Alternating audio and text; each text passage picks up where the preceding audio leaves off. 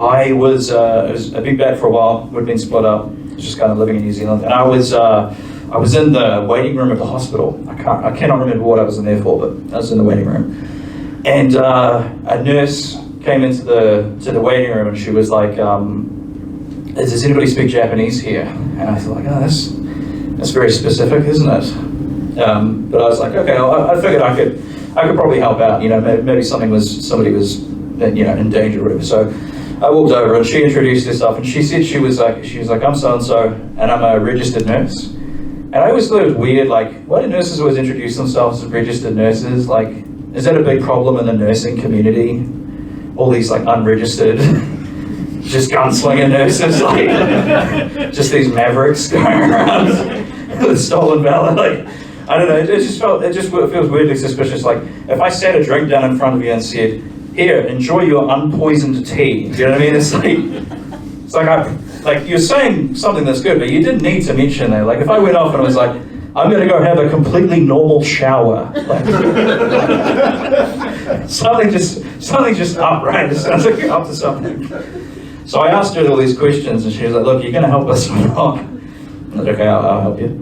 And so then what had actually happened was there was a Japanese couple that were on holiday, and they had like gone into like early labour. Something had gone wrong. They went into labour like a few months or weeks before it was supposed to, and so they were pretty scared, and they needed somebody to sort of just translate like what was happening and kind of like make them feel at ease, kind of thing. And that was how it was put to me from the nurse. And so I thought, I thought I could probably do that. I feel like I can help that out. And so we get me up in all the scrubs. I looked down and noticed they were active intent 5XL scrubs. A little annoyed at that.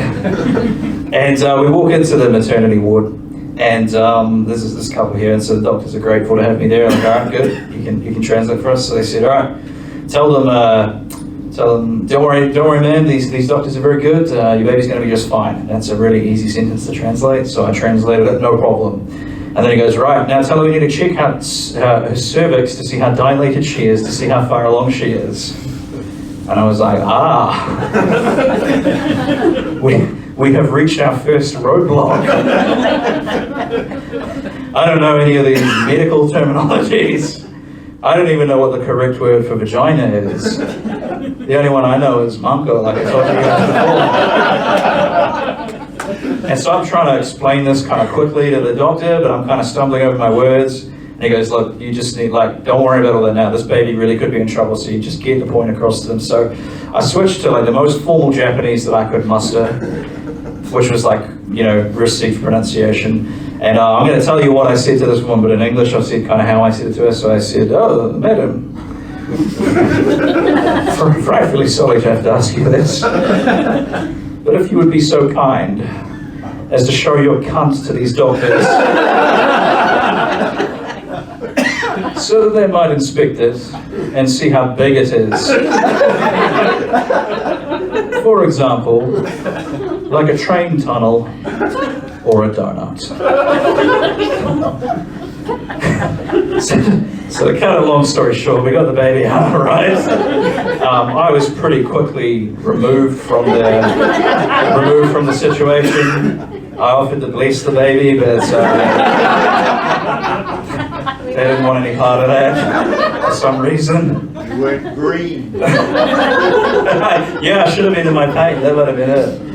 So then I get that shit out. Everything's all good. We're all good. And then so I'm kind of just like, it was quite an intense, like childbirth is, probably some of you experienced it. It's quite an intense thing, and it's this whole, experience. So I kind of just needed a minute to like collect myself afterwards. And I went out into the parking lot, and I noticed one of the doctors was like sitting there. He was smoking, which I thought was weird for a doctor, but like, whatever. And so I went down and sat next to him, and he was like, "Oh yeah, you're the guy from there." So we're just kind of chatting a bit, and he's like, "So what actually happened in there? Why did you well, he said, actually, first off, he said, how come you speak Japanese?" And I was like, "Oh, I lived in Japan for 3 years." And he was like, "Oh, you fuck any girls over there?" I was like, "Just one." He's like, "No, shame."